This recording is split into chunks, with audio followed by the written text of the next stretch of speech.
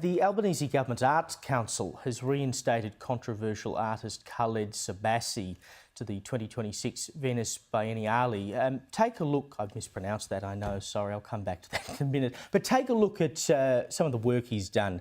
Part of the reason he was originally dumped from the prestigious role. I mean, he's done artworks of terrorists, for heaven's sake. Marcus, you know, I'm a free speech man. I believe you should be able to do and say whatever the hell you want, basically, as long as it's under your own steam. I mean, if he wants to go overseas and show artworks of terrorists, that's his business.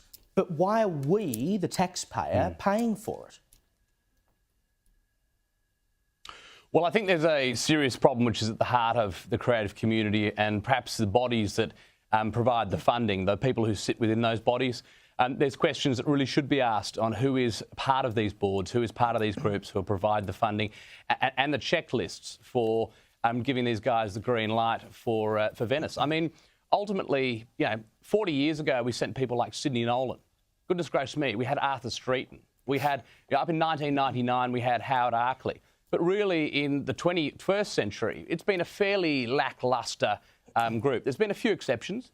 But ultimately, this current fellow is just a political commentator who happens to have taken up a creative industry. And unfortunately, our industry is heavily, heavily subsidised by the Australian taxpayer.